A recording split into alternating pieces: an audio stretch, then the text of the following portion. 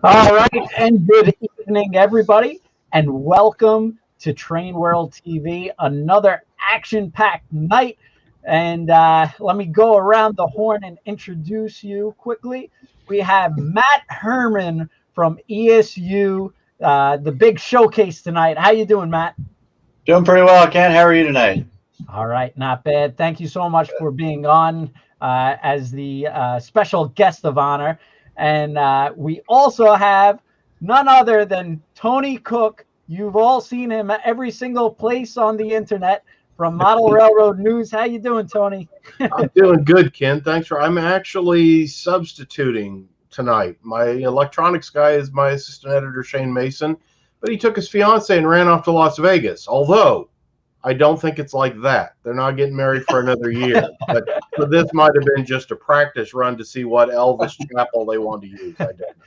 Well, I just want to let you know, Tony, Shane actually texted me. He said, Tony actually really didn't want me to do it and wanted to be on instead. Oh, that makes sense. Yeah, hung in the spotlight. And when you said this about, being on with Matt and talking about sound and stuff, I got to thinking and looking through my stuff. Most of my locomotives make plenty of sound on their own. They make all kinds of noise. In fact, I think they used a can opener or a coffee grinder recording are inside this. So you're going to have to really impress me here to lure me into buying anything tonight. Well, no worries. I think we can handle that. Yes, and we have so many people around the world, and I just want to thank everyone for joining us tonight. We have Florida, South Carolina, Northern California. So put it in the chat. Let us know where you're from. Maryland, people from all over. Hello, Tony and Matt, they're saying. So thank you guys so much for joining us, and gals. We appreciate everyone. Now, Matt, we got a lot to cover tonight. And you also mentioned you wanted to start off maybe talking about the industry, manufacturing section with the whole pandemic, what's going on, and also some new products and products with what's happening with the ESU now. For sure. So yeah, I mean, I don't think anybody's unaware that things are a little bit different than they've been in the last few years. So if you are, then maybe you've been in a coma or something. I'm not really sure. So yeah, I mean, the pandemic has definitely changed a lot of things. Some for the good, but some maybe not so much for the good. It's hard to think that a pandemic could have some positive things to it, but I think we've just just as the human race, I think we've all learned to adapt and kind of figure out how to make the best out of things. And like these podcasts and things like that, they were there before, but not nearly in the terms that they are now. And I think we've been able to utilize those in ways that we never knew we could before. So I think that's definitely a positive in terms of what can be done here and when we put our minds to it. Our industry as a whole, I think, has actually done very well through this. People always seem to find a way to get to their hobbies when things are rough. So, and obviously what we do is a hobby industry. And, let's face it, when things are rough, hobbies make us feel a little bit better. And, what we do as model railroaders, we build our own little worlds. And, when we can get out of the world that we're struggling in right now and get into something that we've created on our own, and usually bringing back good memories and some history that we've been a part of or wish we were at least, I think that definitely helps. So it can be therapeutic. So, so in a sense, we're a little bit of a support industry in that. I think there's a lot of psychology that could be discussed in model railroading, but yeah. But to that end, there's some tough things too, and we've been able to compensate some with this type of thing, doing podcasts. But certainly it's tough not being out there seeing people like we usually do. And I miss going to train shows. I miss talking to people, and all of you guys. We go to a lot of shows, together as people in the industry. We're all friends. Yeah. Even I don't want to mention his name because we're supposed to be competitors, but I even miss George from Soundtracks. So we're all friends. We all carry on, and we see each other. Like I said, at shows, we go out to dinner. It's we're all close friends, and we miss that. So and on top of that, we've made a lot of friends just as customers. So it's I've never wanted to be. I run the company here, but I've never wanted to be that guy. I've never wanted to be the corporate type. I'm just a buddy. I'm a guy that models just like you do. So I love going to layouts. I love seeing what people are doing so that I can learn from them as much as anything else. So I miss that. I miss being on the road and seeing what people are doing, seeing how people are using the product, seeing what they are looking for, what we can do to make it better. We talked a little bit before the show here, Ken, about getting on the road and doing some recording again. The UP 4014's out running again this year, later in the year. We're looking forward to spending some time there. And, we have a number of other things lined up on the way there and on the way back already. So, plus all kinds of other stuff. And as I mentioned, again, off screen, we've been fortunate that, before the pandemic, we were all over the place. One weekend we'd be on the East Coast, next weekend we're on the West Coast. We've had, hundreds of recordings, so that we were with this pandemic again. Maybe one of the benefits of it is we did have time to maybe catch up a little bit in terms of, just our sound recordings. We have well over 100 different sound files available now. I've lost count of the number of steam versus diesel and electric. So, we had time to get in and cut all those sounds and bring them to the market where, when we're out running around, we don't quite have as much time to do that. So it's, again, maybe a benefit here and there. So, one of the things I did want to mention in terms of the pandemic and how it's affected us is sort of what everybody in the market's seeing right now in terms of supply. We're an electronics company, and if you've been paying attention to the news at all, there's been some supply problems there for a number of different reasons. So, we've again, off camera, sorry for everybody who wasn't there. We talked about the things from boxes to again into packaging, and when it comes to electronics, there's a lot of reasons why, but there are some shortages. I've just read an article how Ford is discontinuing some vehicles, at least putting them on hold for right now because they can't get electrical ICs. We're seeing some of the same problems, and that has to do with a lot of things. We're always chastised as wanting to, people would like us to do more and more in the United States. Well, we actually get a lot of our components from the U.S. We use Texas Instruments down in Texas, and if anybody was paying attention to the news and the weather earlier this year, they had a big problem with a winter storm. It shut down the state in a lot of cases, and they were definitely affected. They're just now getting back on track again, getting into full production, but it has really created a ripple in the industry. That combined with some tariffs that we've put into place, a lot of these components that we use come out of China. And when the tariffs came into place, they were wanting to get back a little bit. So there's some competition there that they decided to raise prices on things coming this way. And some of these components, that's the only place that you can get them. And don't let anybody fool you. We all get our components from the same places. So there's not that many of them out there that create these things. So that's created a problem going in, as the Chinese create a lot of things. They need components that we create over here, and with those tariffs, they wanted to beat the deadline, so they bought a lot of stock that was available, which has now taken that stock off the market. So that creates another issue.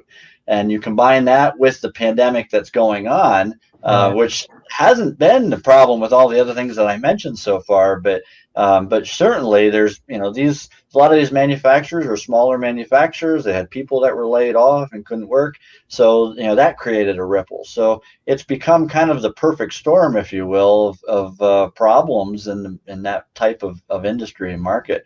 And unfortunately, as much as we would all love to think that the model train industry is a huge industry, when you're talking about cell phones and vehicles, we're just not. So when you have these multi-billion-dollar companies that are competing for some of the same components that we are, it's very hard, and competition's very stiff.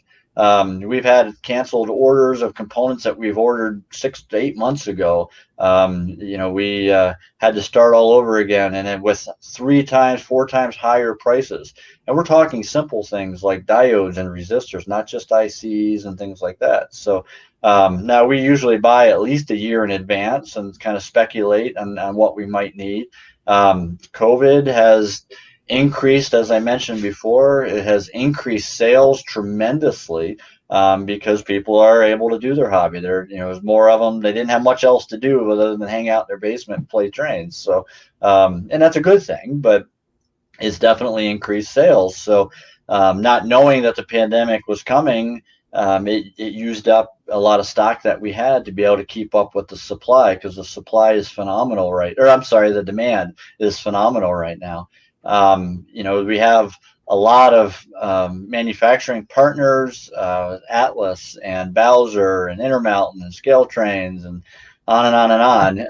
Rapido and Aucision. So it's not just in the United States. We have partners all over the world that need these components as well.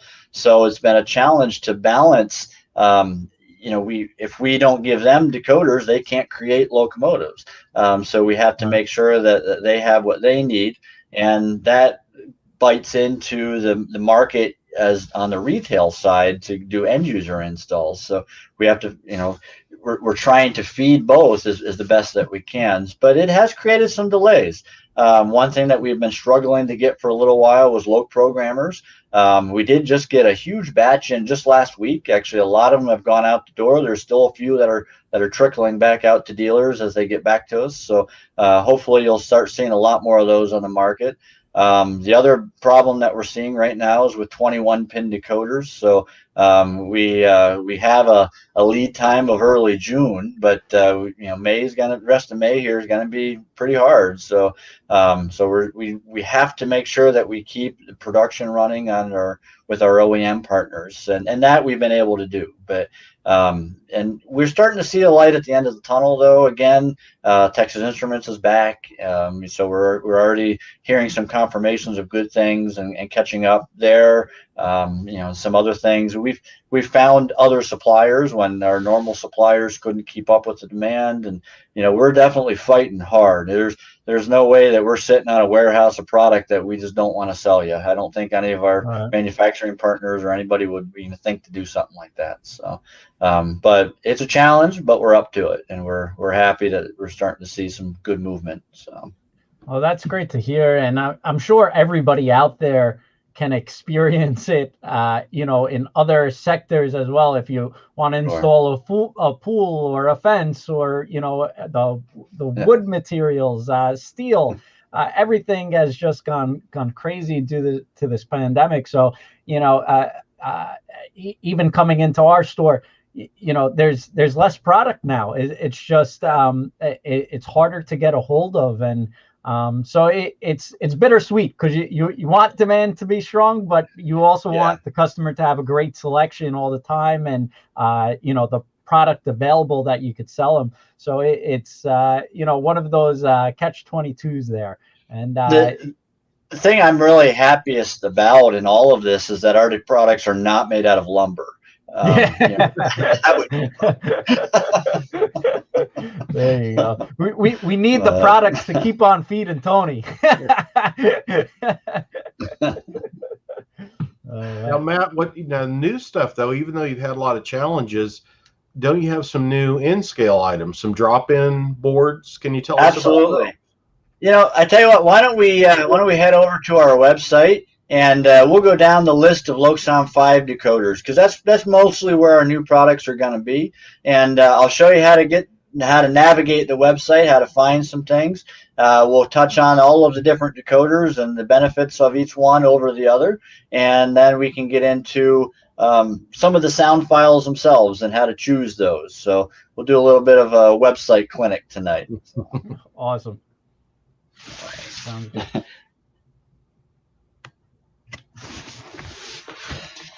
Matt's got a much better studio than us, Ken. Yeah. We're both here in our office, and look, this guy's in his easy chair with the coffee table next to him. I'm in the it's a bad pun, but I'm in the Mac cave tonight. So down in the layout room, and I would much rather be running trains probably, but this is still good. There you go. So, there you go. So if we go over to our website, now it's just esu.eu/en/start, or what I tell people is just go to LokSound.com. It'll navigate to exactly the same place. We are an international company. We sell decoders all over the world, so we do have multiple languages to our website, so it can be a little tricky if you don't realize that right away. But as long as you just go to LokSound.com, LokSound, it'll just take you right to the English side of the website. It's the easiest way for anybody to find it. And when you get there, obviously you're going to be on the main page, which is what you have in front of you here. Let's go over the decoders first, and then once we do that, we'll go into the sound side. But we have some kind of quick ways to get into the website. There's multiple ways to get to some of the same places. Again, when we get into downloading, this is the easiest way right here, just to get into the download pages for all the different sounds.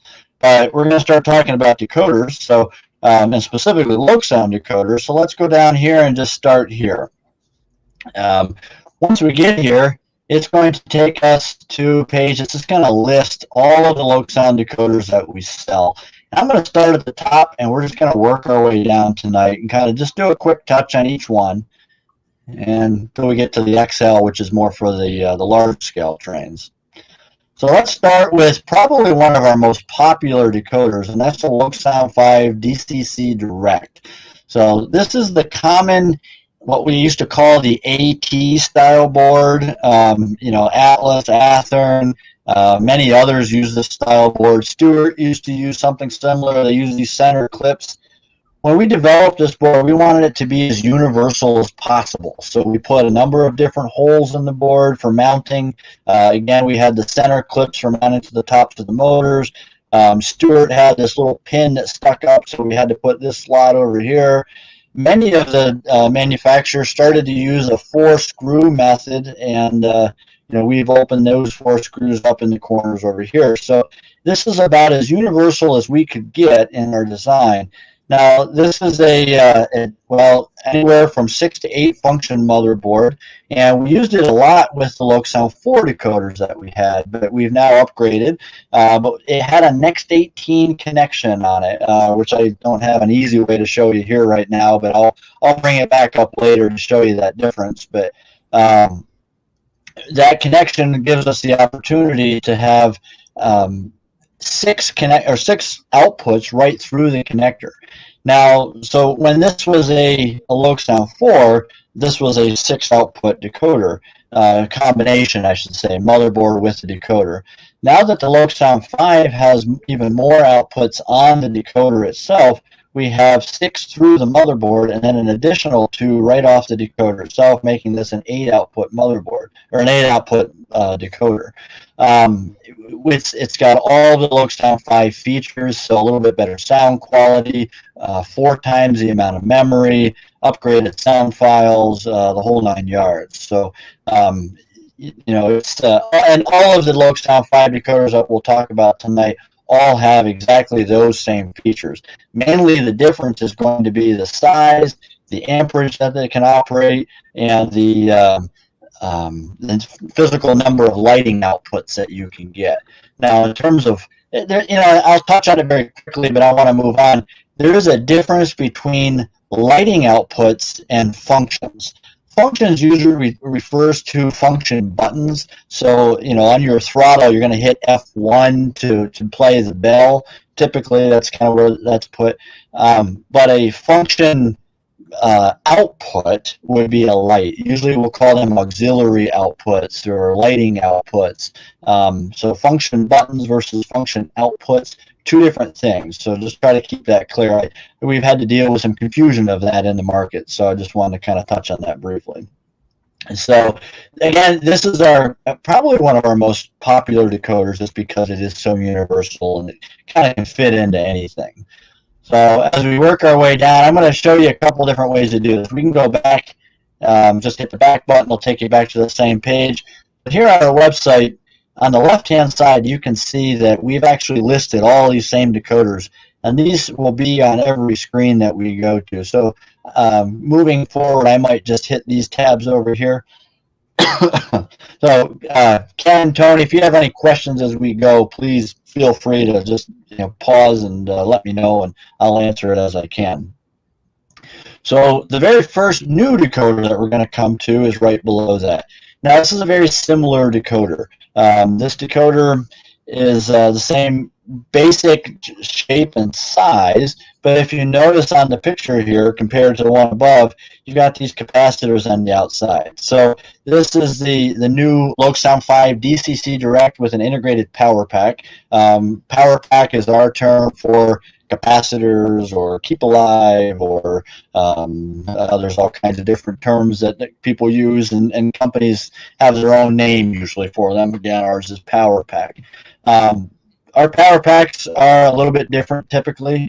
Ours are buffered, so if you got to remember, all of our LokSound 5 decoders are programmable, meaning not only can you change function buttons and lighting and things like that, but you can also change the sound file on them. You can, buy it as a diesel, change it to a steam. You can buy it as blank and put anything you want. You can go out and record your own sounds and put them on. So because of that, there's a lot of information that needs to be passed to the decoder during that programming. And with a lot of keep alive devices that are used on decoders, they can't keep the power to the decoder on long enough, and it'll actually block or stop that flow of information. So we always recommend our power packs, and it's truly not to create sales or anything like that. It's simply because ours are designed specifically for our decoders so that that information can travel through them. If you would happen to use another brand of power pack, Typically, it will work. You just may want to make sure that you can remove it during that programming so that it doesn't interfere. Because if it does interfere, it can actually damage the decoder to a point where you'll confuse it and not be able to bring it back. So, I guess that would be my second tip of the night. If you're going to use power packs or keep alives or capacitors with our decoders, definitely preferred for your own sake to make sure you use an ESU power pack. We made that easy with this particular decoder because we built it right in. Now, if you look, as I get to a bigger picture here, sorry, my internet's a little slow. Hopefully everybody's keeping up with me and I'm not cutting out. So this decoder was designed with the same general idea in mind in terms of being universal. We've added a lot of holes similar to what we had in mounting on the other decoder. Now, similar to the other DCC direct decoder, this uses a motherboard and decoder combination. The difference is that this doesn't use a Next 18 plug, but it uses a new, what we call the E24 plug, which is gives us a lot more ability to run connections and power and control through the decoder interface itself. And because of that, we can use actually a smaller decoder called our new Nano, which I'm going to touch on in a few minutes. So the Nano has actually more ability because it has more connections through it. And that gives us the options to have even more outputs on this. As we work our way down, you can see some of the options that we have. I believe, and you know what, this is still, we're still waiting on it here, so I've got to play with one sample decoder, but I believe we're up to 12 outputs through this decoder, believe it or not. So, it says 10 amplified outputs, so those are direct, and we have 2 logic outputs as well on top of the amplified ones. The logic ones would need some amplification, so usually we use some transistors for those. Sometimes that's built into the motherboard. So either way, we have the ability to have lots and lots of physical lights on these decoders, almost getting to the point where there's not enough room inside the locos to put them. It's one of the nice things about the new surface mount LEDs, but they're tiny, so they're a little bit harder to work with, but they fit in places where a lot of things didn't in the past. So this is a decoder I'm really excited about. Again, lots of outputs, the power pack already built in. It's already integrated, so there's no need to tear things apart when you're upgrading or anything like that. So this is one that we're still waiting on. I hope to see this, I would say midsummer, and some of that again is going to be dependent upon some of those component things that we talked about, but we're certainly doing our very best to get them out as quick as possible. So again, I'm just going to kind of go down the line on the left here. Ken, Tony, any questions so far? Matt, on that one with the power pack, is that HO or N or both, or what would be Sure, both that I've already shown you, the direct decoders, they're designed for HO. The decoders that are on those, remember, they're a combination of a decoder and a motherboard. The decoders themselves are either micros or nanos, so those particular decoders are being used in N scale quite often, but the motherboard shape and size is about the size of a narrow hood unit in HO scale. So, okay. And again, it's basically designed for those particular engines with the motor mounts. So, and Matt, as we work our way down. Oh, sorry. Go ahead, Ken. Sorry, John wanted to know how long before the nanos are available. About the same time frame, because the nanos are used on that motherboard for the direct. The direct with the integrated power pack. That's actually what's holding us up. We're waiting on those nanos to be finalized. We got one batch in Europe, and they sold out so quickly there actually wasn't enough made. It's something that we've kind of struggled with here. I was a little angry about that, if I were to be honest. But there was such demand for it. It was actually overwhelming demand, and that was right around the same time that the component crisis kind of came about. So, we had to make sure the manufacturing side for our partners were taken care of first. Now some of those components are coming back in stock now, so we are in production on them again. I'm really hoping midsummer. So I'm going to call it July, but please give us a little bit of leeway in case there is another component delay or something that's just out of our control. So hopefully that's not the case, though. So as we work down, this is probably our second most popular decoder, and this is what all of the manufacturers are using in their production locomotives. This is the 21-pin decoder. Very, very popular. Again, it's used by just about all of the mainstream manufacturers these days in HO scale. So again, lots and lots of outputs. There's a lot of physical outputs already on here, and then the advantage to this decoder, like the Next 18 or the new E24 connector, is that all of the wiring is done through that plug. So if you have a problem with the decoder, it's easy to just unplug the decoder, mail it into the manufacturer, get a new one. You don't have to unwire everything, and which can be a challenge at times. So, and not everybody's super proficient at soldering and all that. So we wanted to make things as easy as possible. So we've really worked hard with the manufacturer to kind of make this the new standard. So I'm hoping this isn't anything new, but I just want to kind of touch on it. I'm hoping that most people are familiar with this decoder now. We do sell, I want to touch on something very quickly. Because we are an international company, and DCC is not the only digital language across the world. It's definitely the most popular one, and most certainly the most popular one in North America and Australia. But in Europe, they use some other digital languages. We've helped create one called MFX. We call it M4 now. We helped develop it with Markland. There's Selectrix, there's Motorola. They're all digital languages. So because of that, we've actually created decoders that look exactly the same, but have different abilities to speak those languages. In North America, we don't need those other digital languages. So we provide a DCC only decoder, and that's what you'll see here. The 58429 is a DCC decoder, whereas the 58419, which I'll scroll down here, essentially the same thing, 21 MTC connector, but this is a multi-protocol decoder that speaks DCC, Motorola, Selectrix, and M4 or MFX, depending on who you're talking to.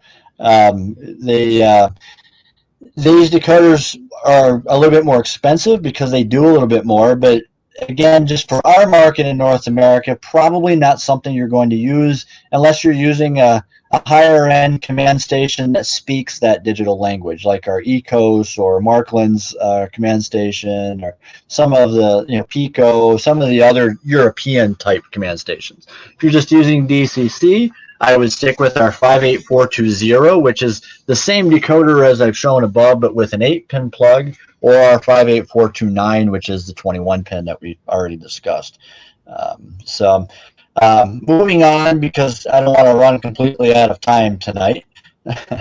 And again, guys, stop me if we need to. I'm going to skip the LokSound 5 FX and come back to it. There's a reason for that, and one of them is because we've already had a question about the Nano. The Nano is one of our brand new decoders as well. Now, this is a very tiny decoder. So when we created the LokSound 4 micros, it was always a challenge to fit them. They were just like a millimeter too wide to fit them into a narrow hood unit at N scale. So, at the time, N scale wasn't, obviously everybody wanted to put sound in N scale because, if you're an N scaler, why not have sound? It's cool. But there was a little bit more of an understanding that was more challenging. Components weren't quite as small back in those days.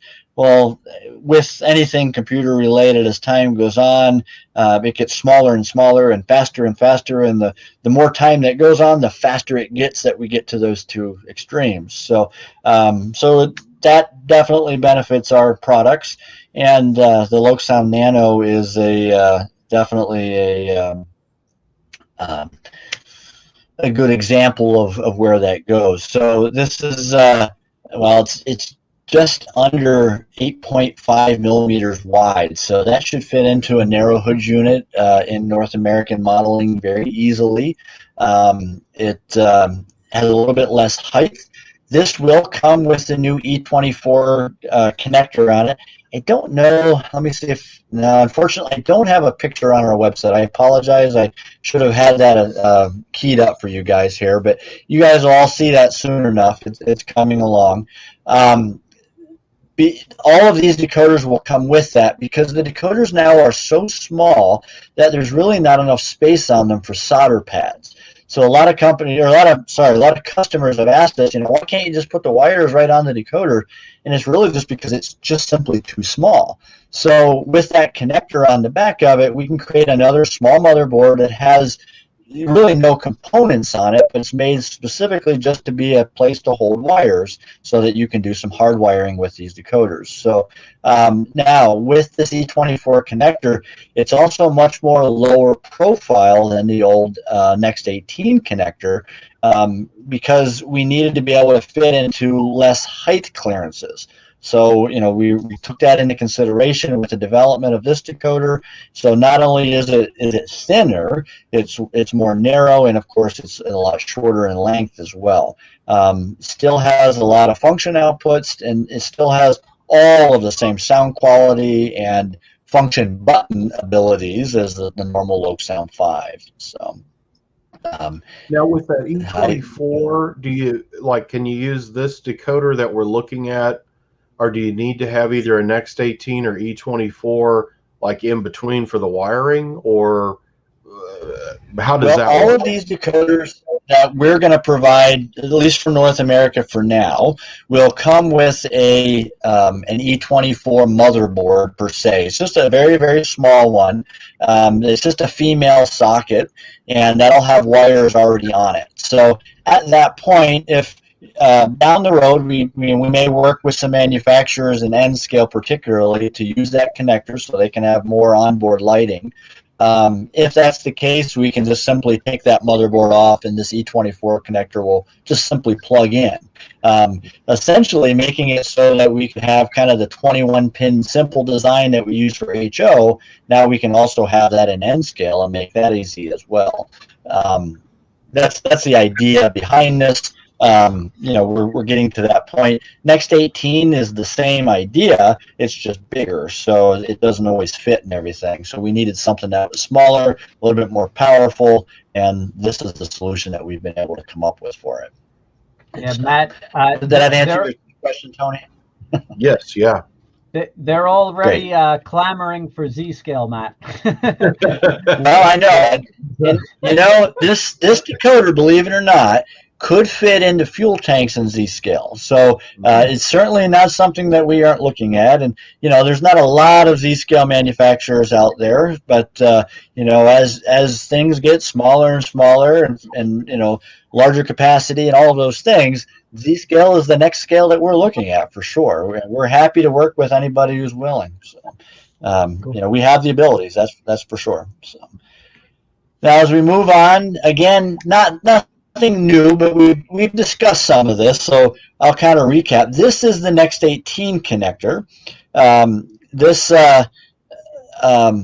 is already in use quite a bit. Again, we used it on the LokSound 5 Direct that we talked about before. Same connector that we used in the V4 decoders for the micros.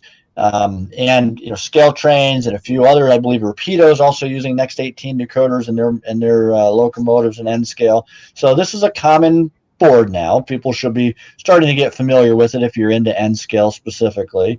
But again, we just needed something smaller. So the E24 is even smaller than this with more connectors yet. So it's a pretty good solution. not much to show you. It's a lot of the same information as I scroll down.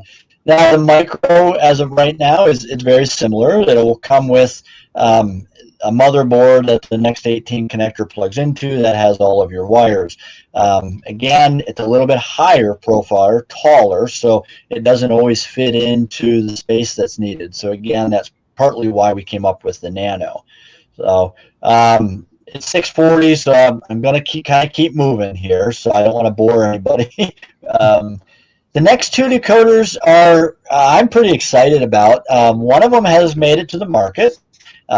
These are the LokSound 5 Micro Direct, Micro DCC Direct. This actually is only made as a DCC decoder. This is a North American decoder because it's made for North American locomotives. So because of that, we didn't need the multi-protocol decoders that we make for around the world. This decoder is a direct replacement for Atlas, for Intermountain, any N-scale engines that have been out there that did not use a Next 18 decoder. If it came with sound or maybe non-sound version of a similar sound engine, it would have had this board shape. So this is a replacement board for that. This is also what we're now using on the LokSound 5 side for all of those same manufacturers that I've mentioned. So we're working on quite a few locomotives with Atlas right now. This has more outputs on it. It gives us the ability to have flashing ditch lights, more beacon lights on top of flashing ditch lights. So we just needed, again, something that was in the LokSound 5 family that was more powerful than what we had. So this is our solution. Again, these decoders are on the market. They are in stock. A lot of dealers already have them. Those that don't, we have them in stock. So get your orders placed for them. I would recommend, especially at this volatile time, if you're hesitating as to, I'll wait until this gets back in stock or that gets back in stock so that we can combine orders. This is more for dealers. I wouldn't wait because the problem is once things go out of stock, things are slow to recover at the moment because of the problems with the supply of components. So I just don't want anybody to miss anything. So I would suggest trying to keep your orders, if you want it, get them in. So as we work our way down, the next decoder, also something I'm pretty excited about. This particular decoder just came in yesterday, so it is now available. We're just starting to ship them this week. This is made specifically for some Kato Japan locomotives.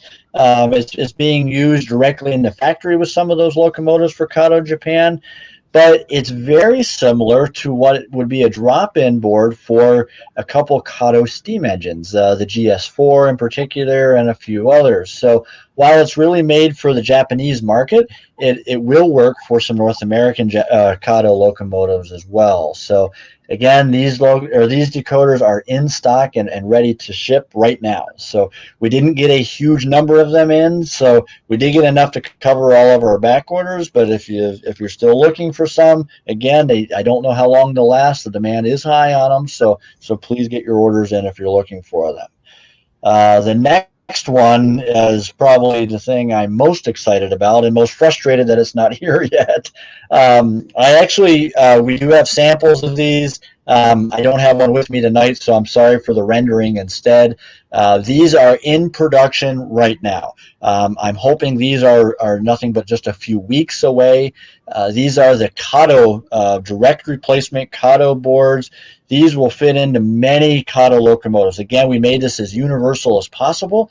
One of the things that we're waiting on with this board is one of the simplest things, and it's just a simple stamped piece of bronze, basically, for the motor mount connection. If you're familiar with the Kato N-scale engine, there's a metal piece that comes down and touches the side of the motor here. This will slide on. We're going to provide that in the decoder.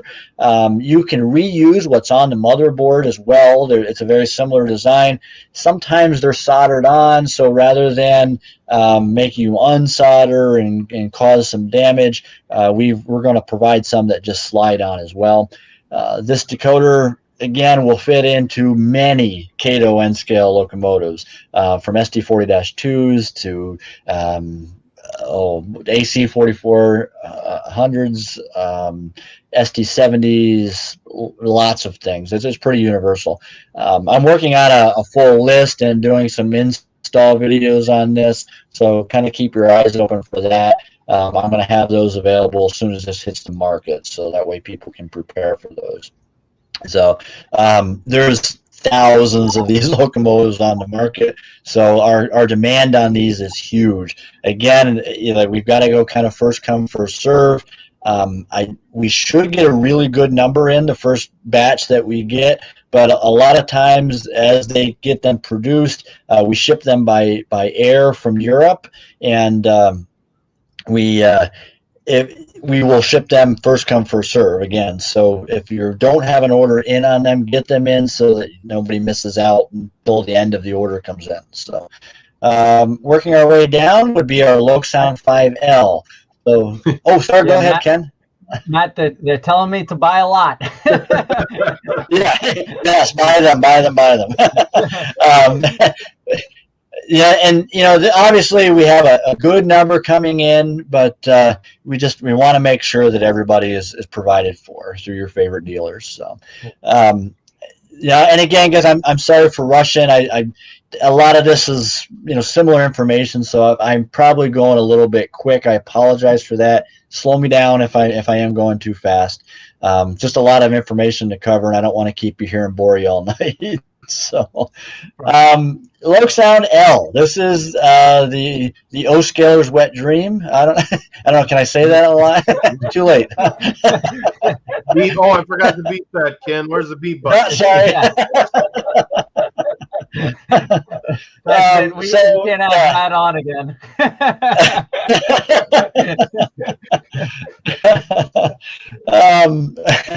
So yes, this decoder is it's ideal for O gauge.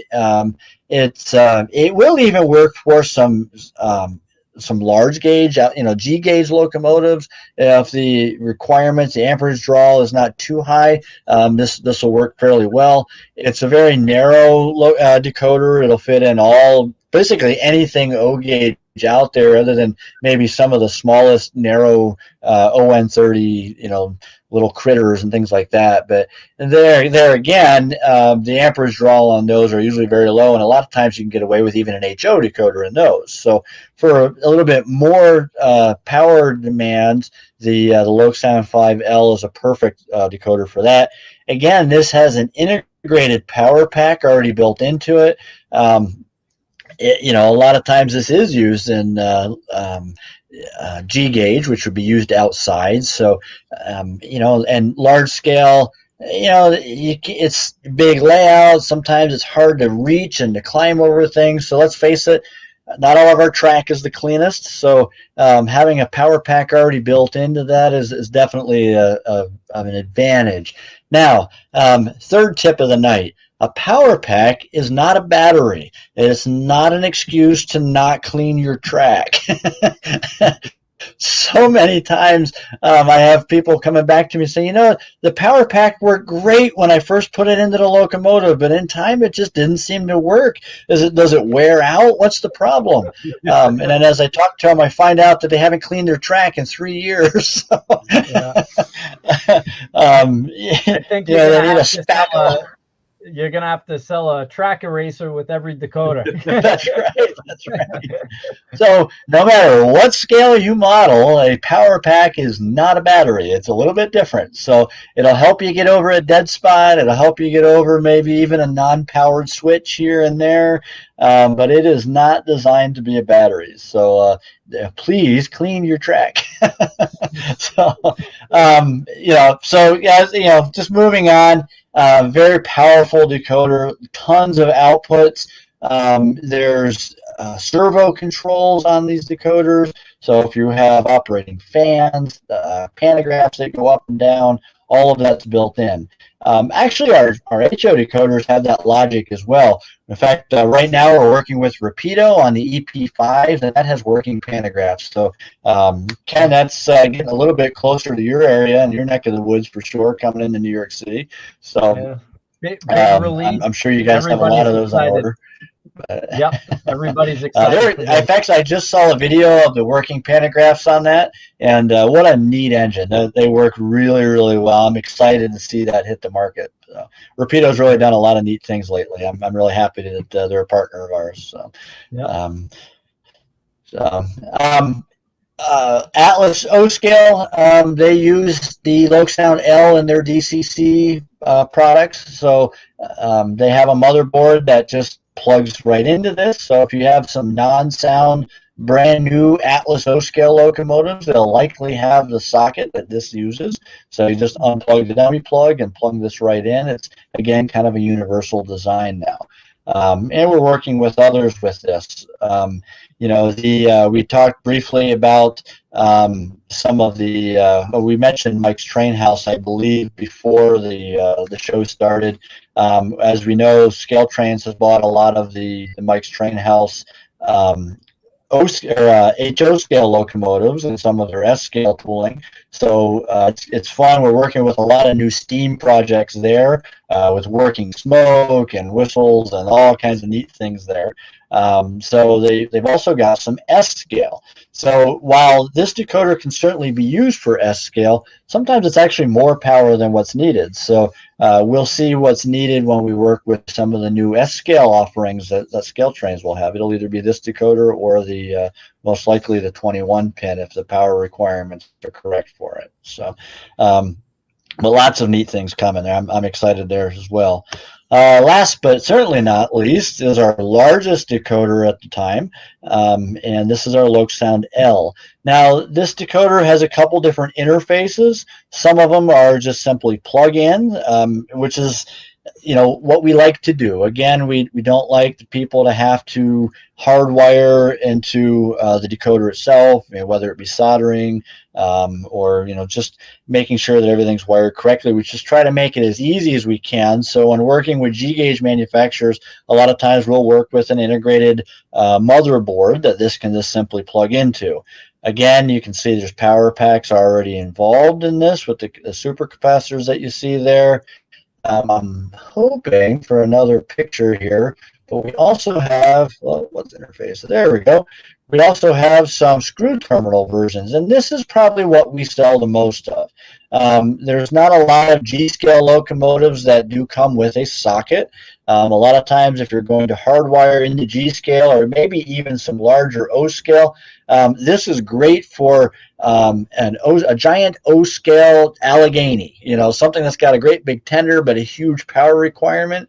This decoder can fit into that tender and is often used for some really big O-scale projects. So, and those screw terminals do make that a little bit easier when you're doing some hardwiring. So I can probably make this a little bigger.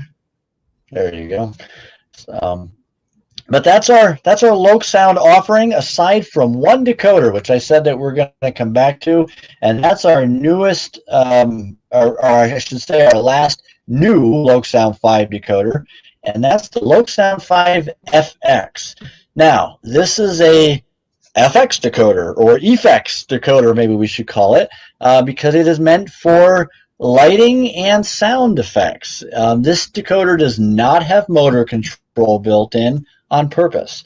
This is a great decoder for freight cars. This is a great decoder for cab cars.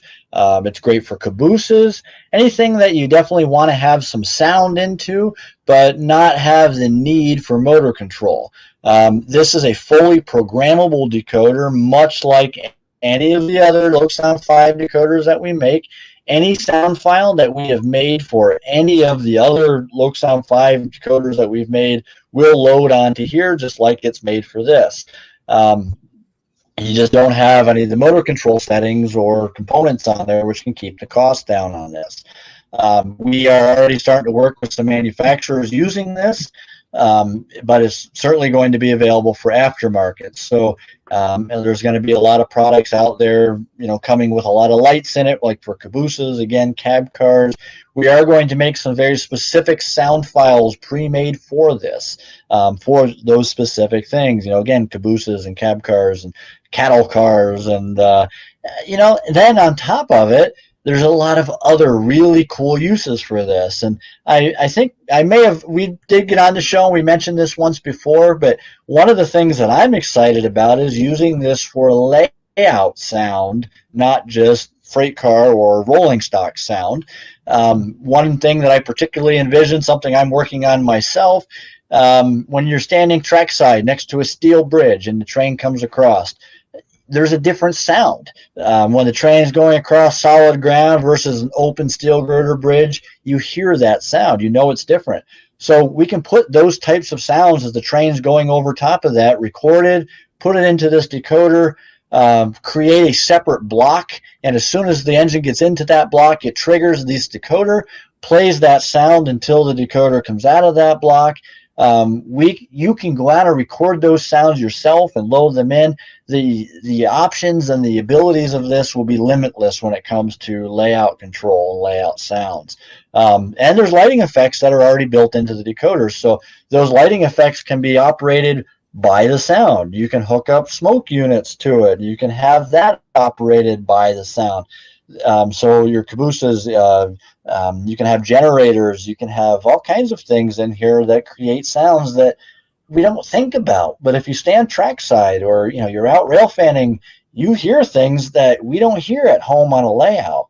And now we're working our best to make sure that we can add those things as well. We want the full experience. So this helps us to get there. So if there's no questions on the hardware itself, maybe let's touch on sound for just a few minutes. One question, Matt. Any chance the 5FX will be available in a narrow format? 15.5 is too wide to fit in some N-scale cars. It is, and as of right now, what we have offering is designed for HO scale, admittedly, but there has definitely been some talk of an FX micro. We haven't made any formal announcement yet, so a week from now, please don't chastise me if you haven't heard anything yet, but I'm definitely pushing for it. I think it's definitely a need on the market. We're finally getting into where N-scale sound is really no problem when it comes to locomotives. We want to add that same ability to all the rolling stock, and certainly, it can be used in layout control now, but when it comes to rolling stock, cabooses, cab cars, and N-scale, we want to have an option available for that as well. So it is definitely on the drawing board, as they say. I can't give you a time frame yet, though. I apologize for that. So. No problem. Any other questions before we move on? There's more questions, but about different topics. So keep on going, and then we'll bring up the questions afterwards. Okay. So, obviously we've gone over all of these things as being LokSound decoders. And, I just want to quickly touch, because this is a little bit of a website clinic as well, where do you find those sounds and which sounds go with which decoders? Those are questions that we get often. And this is a perfect time to kind of show that. So I've just hit the home page here, and so this is probably the easiest way. When you come to the website, scroll down, we want to hit this LokSound download pages. This will take us to all of the download pages, and whether we're still using the LokSound 4s and the Selects, whether we're using American sounds or European sounds, whether they're factory equipped sounds or just retail sounds, all of those options are here. And then, of course, as you scroll back up, you can get into the LokSound 5s in North America and in Australia, and the LokSound 5s in Europe. We've separated those two because the markets are just different. So we wanted to kind of give some individual topics so that people can find things a little bit easier. I'll mention quickly that if you're looking for LokSound 3.5 sounds yet, we still get requests for those, and we've not taken them off of our website. Just go into the downloads, and you can find kind of archive things. They are there. So But just to kind of stay on topic tonight, let's go into the LokSound 5. Back into sound files. Again, multiple places to get to the same thing. Here's where you get into the archive stuff. We even have the original sounds that are still here. So let's go to the downloads, sounds for the LokSound 5s. And let's look at the North American sounds, because that's where I believe most of our viewers are going to be looking at tonight. So as you can see here right off the bat, we have 136 current LokSound 5 sound files that are available right now. We put out, our sound editor puts out a minimum of 4 a month. Right now, he's actually ahead. We're doing between 4 and 6 a month. So sometimes they're European. We have multiple sound editors now. So one that kind of focuses more on the European side, one that focuses on the US side. But both of them will kind of work on whatever's needed at the time. So sometimes our side gets a little slow as the demand is higher over there, and vice versa. It just depends on where the demand is. So if you're looking for a specific item, you can type that into here. Let's do a search for an SD40 just to make it simple. And right away, you're going to find that multiple sound files come up. And that's why there's 136 sound files. We like to make multiple recordings of very similar locomotives. When you buy, in North America, how often do you see one engine going by with a string of cars? More often than not, you have a lash up of locomotives, multiple units. Oftentimes it's multiple of the same locomotive, and rather than having one recording of one SD40 that sounds like the same engine going by 3 different times, you can buy a Bowser SD40-2 or 3 Bowser SD40-2s, and even though they may come with the exact same recording in each one, because they're fully programmable locomotives, you can go in and load a different sound file on each of those 3. So now it sounds truly like 3 different locomotives going by in the train. Again, just adding to the realism of what we do. So another question that we get often is, what does hi-fi mean? Well, we put that symbol on there specifically because when we first came out with the LokSound 5, we had again, well over 100 LokSound Select and LokSound 4 sound files. And with all of those recordings, hundreds of recordings, it took us a while to start from scratch with all brand new recordings and re-edit those sound files. So the LokSound 5 is actually capable of loading a LokSound 4 sound file made to the quality that was capable for the LokSound 4. We were able to load that directly into the LokSound 5. Now, because of the abilities of the LokSound 5, it's already going to sound a little bit better, even though it's the same quality that went into the 4, because we do some post processing in the decoder. But to get the best out of it, to clear it up as much as possible, we want clean recordings to start with. So we've actually started over with a much higher quality so that the post-processing isn't needed in the true LokSound 5 files. So that's actually not even doing anything. That's really only there for the LokSound 4, and it just makes that sound better. It just kind of cleans things up. With the LokSound 5, it's already high definition sound, high fidelity sound, I should say, which is where the hi-fi type logo comes from. So that quality is already so good that we don't need to do any of that. But because that initial sound files that we had put up here were the original V4 files that were made to work on a V5, we wanted to designate a difference between those files that were made to work versus the sound files that were created specifically for the LokSound 5. So that's what the hi-fi means, basically. So if you're looking... Oh, go ahead. Sorry. Just one quick question. David wants to know, sure, is there a full sound file download, like for all the sounds, like there was for V4?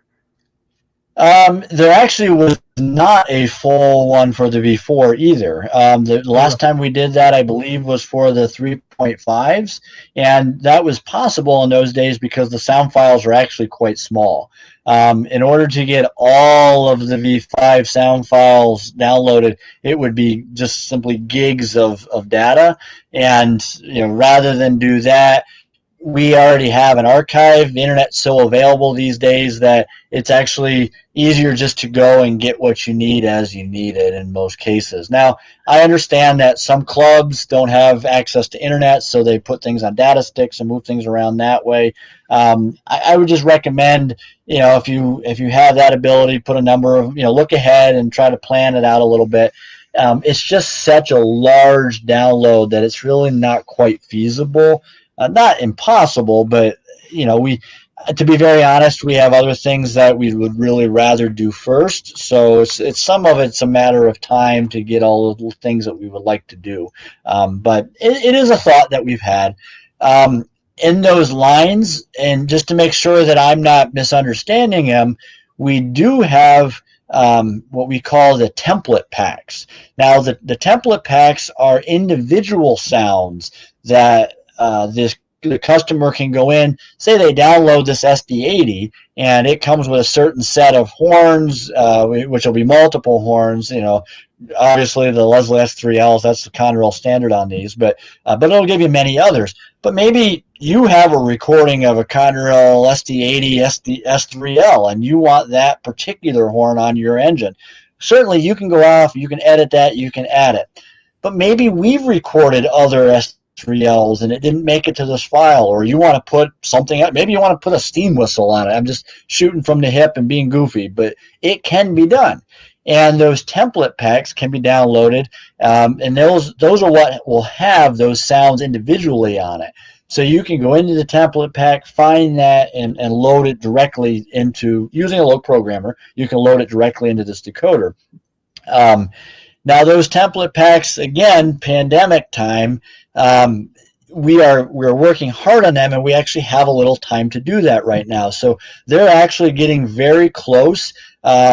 We've created so many new horns made as V5 horns, with that higher fidelity sound, that we wanted to have a good number of those available when we made out the template pack to add those in.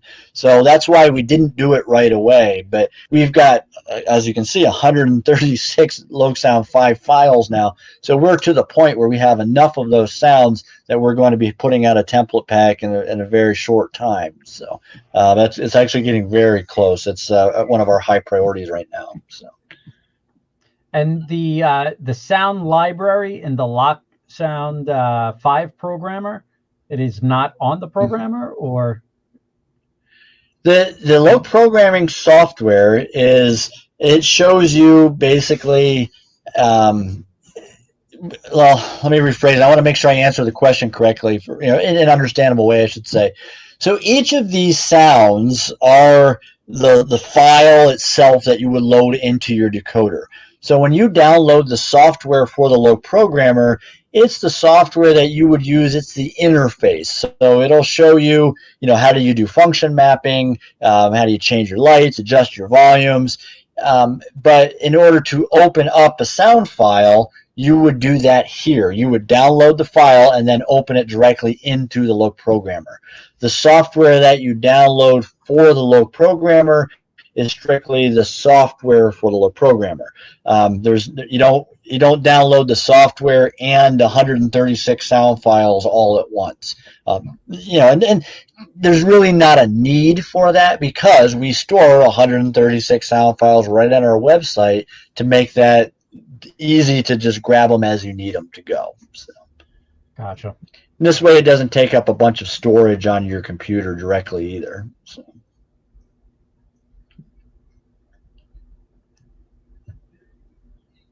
Any other questions there, Ken? I got more questions, but they're on either like speakers or something else. So I'm not sure if you want to go into different topics for a sec. Sure, we can do that. I don't. It's 10 after 7. I'm raring to go. However long you want to tonight.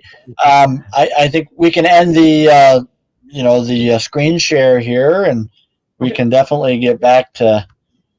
I don't know that you want to look at my face rather than product, but all right. So two questions that I earmarked for later on. Bill had a good question. Do you suggest the type of speaker for different locomotives to match the decoder? well, yes and no. Speakers are challenging because first off, everybody hears things different. So, you and I and Tony could sit in a room and somebody could play a certain set of sounds and we would probably all hear things a little bit differently. As we get older, we lose a little bit of hearing, we lose some range of hearing in terms of pitch. So some of that's going to be done based upon what we're trying to get out of something. Now, to kind of answer the question a little bit more specifically, I've always told people, now things have changed in the past few years, but originally I always said the biggest, the roundest speaker that you could fit, use that. Because that's going to give you some of the best bass responses. You want to make sure it's sealed, but at the same time, outside of the speaker, you want an escape for that sound. Sound is all about pressure. Too much pressure and you'll muffle it, but the speaker itself in the enclosure, always use an enclosure, that has to be sealed. Once you have that sealed, then you need a way for the sound to come out. If you have a kind of a second barrier with the locomotive shell and sound can't escape from that, you'll hear a kind of a muffled sound. Now things have changed. Now we're into cell phone speakers and high bass speakers and some things like that.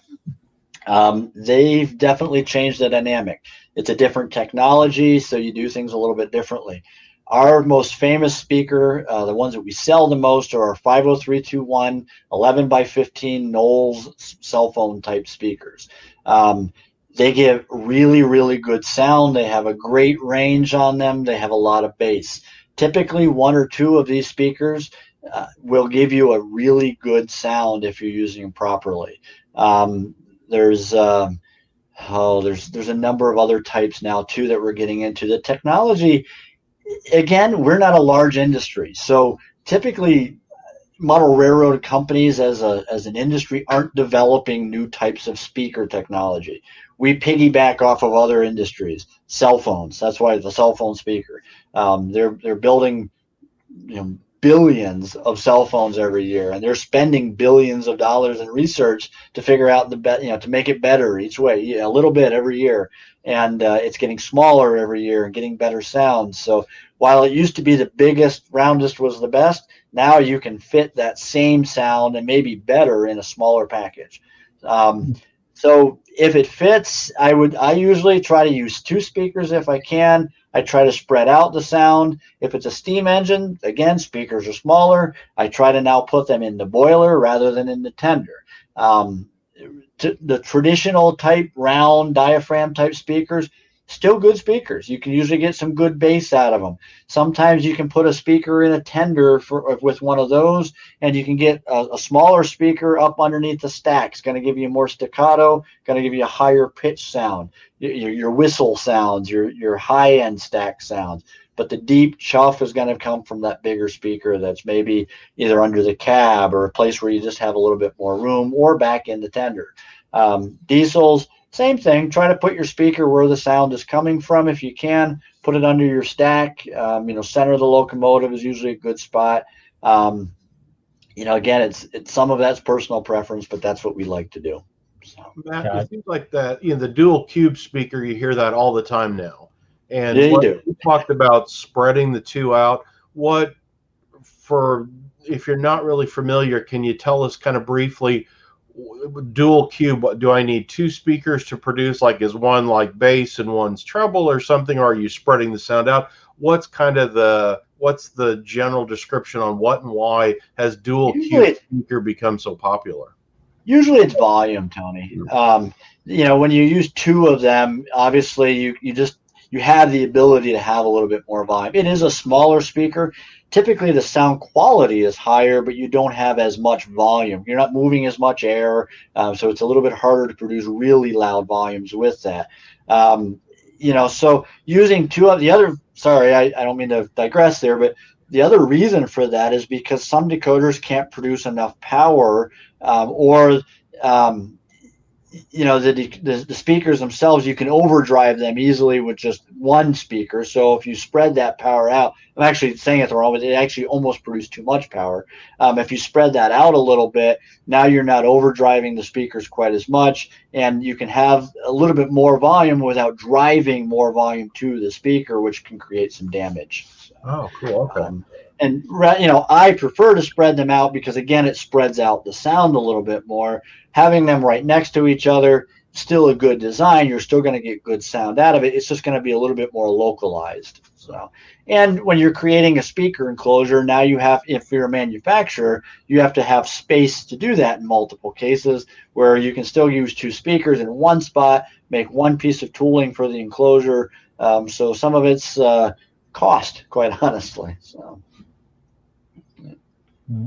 And Andrew had a good question. Will ESU ever make motherboards for their 21 pin decoders like they do for the manufacturers?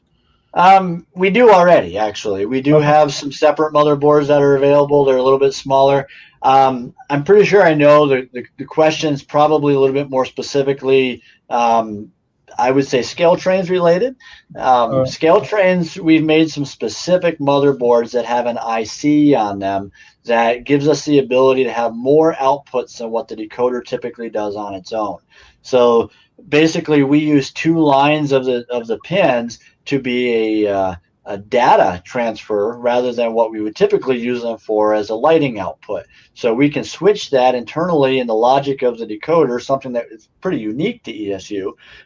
So we change that to data, and then we can talk to that second IC that's on the motherboard. In doing that, we can now control multiple other outputs that we're only using basically two wires for, which would have only been, adding your common would have only been two lights, whereas now we can add, basically as many as the IC can handle.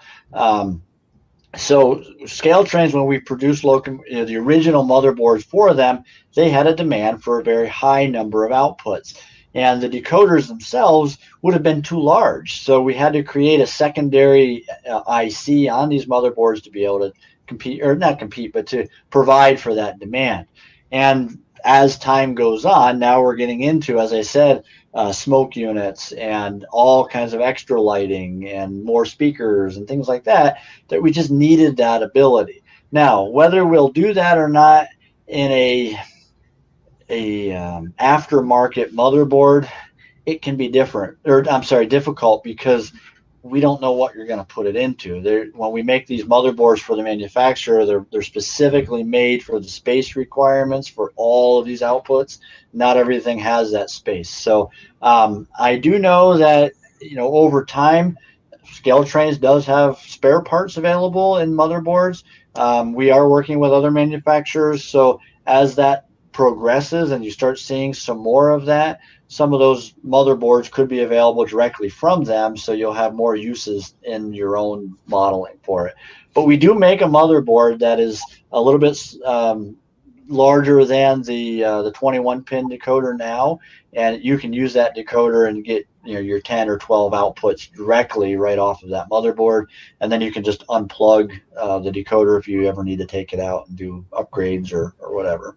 So gotcha. And we call Rob, that the IO board, if just in case anybody's wondering. All right. And Rob wants to know if the ESU cab controller, any upgrades down the line for Android? Well, I mean, it is an Android system now, but my guess is more software updates is what he's asking about. We have some abilities that we have announced and have not gotten to yet. We unfortunately lost one of our programmers. He went to a different company, so we've been working on getting a new programmer in there.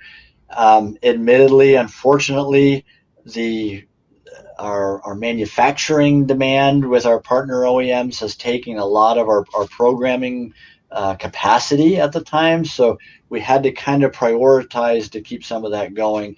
So it has put us behind a little bit on upgrades for the software of that. I would say that's another frustration of mine. But we have some new employees, and one of them is a programmer now. So there's definitely potential to see some new upgrades. They've got to learn a lot. We have our own language in a lot of that. So while they're computer programmers, it's a linguist still has to learn new languages. So programming languages, again, similar. They know the basics, but how we do things and how it's been done, you have to learn what we've done already and then figure out how to improve upon that. It just takes some time, especially for somebody new. So.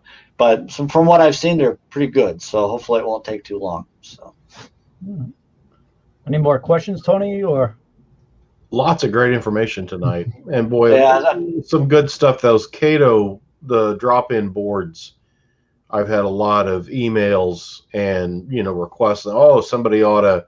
So yeah, I think those will be very popular. So some neat stuff, and I love that FX5, the one where you talk about how it would have applications for freight cars, cabooses, and whatever, but then also that other one for like you go into a block, the sound would change for like going across a bridge.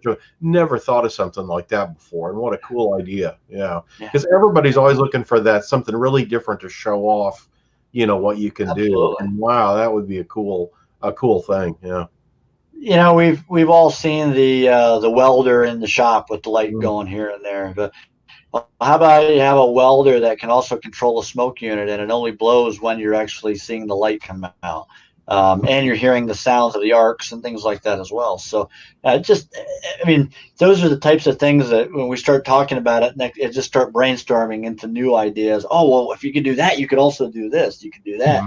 You have rivers rushing. You can, all kinds of things. So I think sometimes we take for granted how much life is out there that hasn't been modeled yet. So, those are the types of things that really help us just to really put ourselves into our models. So, very cool. And sorry for, the fire hose worth of information tonight. It's hard to take a sip when there's all that coming at you. So I apologize. Matt's like a walking dictionary on DCC decoders. The unabridged version sometimes. There you go. And what's great about Model Railroad News, and this is a little plug for Tony here. He actually emailed Matt about, Matt, what do you have coming out, so I could put in some information on the upcoming articles or magazines that I got going on. And it's so nice when I get his magazines, the Model Railroad News, because they're so thick and it's so much information, and it's a good recap and just everything new that's going on in the hobby. It's all relevant. And usually, I said this before, and it's so true. Usually when you think of magazines, you think it's old news or whatever. But Tony is so up to date. He's like an octopus grabbing all this information all over the place. So it's great, and we'll look forward to see some more information on all the ESU products and some upcoming articles you got coming. That's awesome. Thanks, Ken. Good. And that's one thing we do like to show is what's inside. That I always say that if I get something back for, hey, you didn't take the shell off. I got to see the innards too. Come on now. So yeah, it's awesome to see all that, because that's the question guys always have. How much room is in there? What can I fit in there? So they want to see that, whether it's a DC model or whatever, is, yeah, that's great, but here's what I want to do with it. Would that fit? So I try to show all that if I can. Yeah. And, and when we're working with the manufacturers, it's the same thing. Things are getting smaller. Things, surface mount LEDs and the abilities to do these things, they're there, but you have to be really skilled, and you have to have a lot of dexterity and to be able to do that. So the more that we can work with the manufacturer to have in there already, the power packs, the capacitor stuff, all the extra lighting. If you want smoke, we're always looking to push the envelope. Hey, what else can we do? Let's work together. What ideas do you have? And don't hold back. If it's something that seems off the wall, ask us anyhow, because we've got some really, really, top of the line, some of the best in the world engineers, especially in our industry. So let's figure out how to work together. Let's come up with things that nobody's ever seen before. So we don't want people to have to take things apart and look under the shell, because we want it in there for them already if we can. So, but if they do, we want the ability to be able to work on it too. So yeah, we work directly with the manufacturer, that you see, and we work with the factories as well, to try to help them become more efficient, cleaner. Let's clean up the wires. Speaking of octopuses, I mean, you think you get in there and get all those wires that are going everywhere. It's a rat's nest sometimes. So let's work on some connectors. Let's work on some new things that are very reliable, efficient, but clean and easy to work on, because nobody likes opening up a shell and having to jam all that back in later on. So, we keep those things in mind. Not everybody listens, and it's not always feasible to make those immediate changes, but we've seen some great strides from that, and I'm hoping to continue to see that. It's definitely helpful. Oh, I'd agree, Matt. I just picked up one of the Atlas HO Pepsi can Amtrak units, and we got one that was the silver, which is now sound ready. Yeah. So the speakers are already there, and we got it on purpose for the fact, okay, let's put I had my assistant editor put a decoder in it, but we wanted to show that simple thing of, well, you want to make a standard DC into sound. Oh, I got to do speakers and all that. Well, not with these Atlas ones. And I think it's the same one with those new in-scale. You talked about the ditch lights and some of the new features. Atlas just announced SD5060s that'll have operating ditch lights. And that silver series they're doing puts a speaker in it. So like that setup on the Pepsi can GE was really easy. Took the shell off, put one of your ESU decoders in. The speakers were already there. Shane fine-tuned it. I mean, we went out, I think like the next week I came back and he had it all set up. He showed it off to me with the back and forth ditch lights and everything. It's like, wow, that is so cool. And he goes, oh, it's easy because it's all set up and ready to go. So you have that new Atlas. And one of the things that I didn't mention when we were looking at the sound files on the website, we have a lot of the manufacturer sound files already there on the website. So, that way they're already set up. We even do that for manufacturers that we don't work directly in partnership with. So we've created Athearn decoder sound files. So if you want to use a 21-pin decoder in an Athearn SD80, we'll already have it set up for all of the flashing ditch lights and all of the other features that they have already built into the locomotive. We actually helped them develop their 21-pin motherboard so that it was more universal.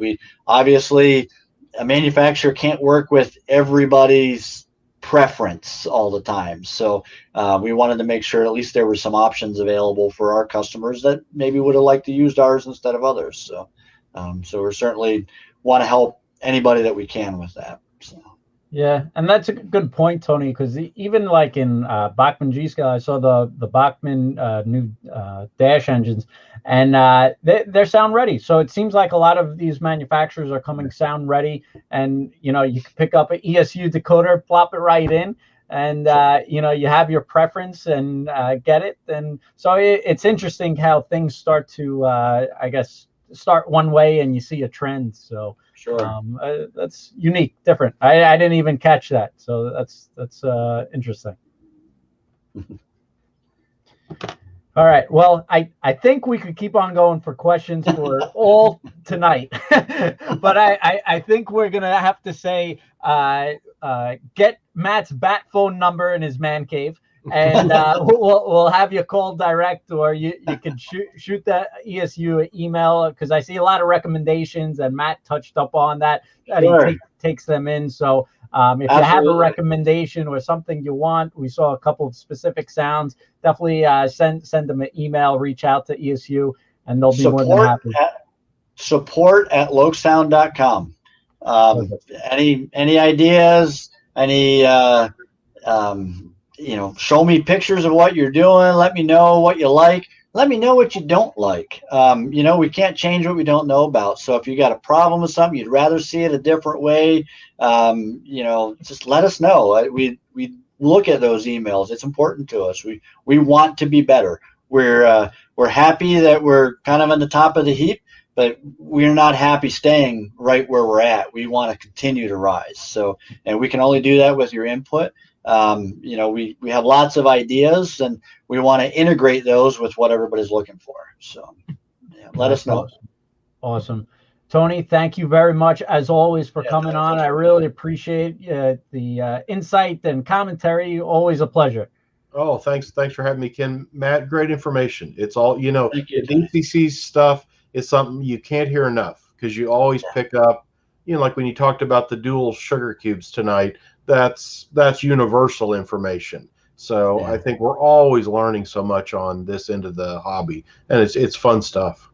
And Matt, it is. I truly appreciate you coming on. It's always a pleasure. And I remember the first time you came into Trainland, it's got to be like 8 years ago. It was crazy. I was a young pup back then. And you still are, Ken. But it's wild. Look at Tony and I. You're still young. Trust me. Well, I'm losing my hair on the side. But it's wild how things have changed, and it's always great to see you, even if it's virtually for the time being. So it's great having you on. I really do appreciate it. And you could get all your ESU products at TrainWorld.com. All of the new products that are coming out from ESU, they're coming in. If it's a short delay, don't worry. Matt's working on it. He's tracking everyone down. He's getting those chips, whatever he needs, the parts and everything. So he's building them. And he's going to be doing some great reviews upcoming. So check out Model Railroad News. Thank you, everybody, so much for the great night. We really appreciate it. And we'll see everyone soon. Thanks, Ken. Everybody have a good night. Have a good night, guys.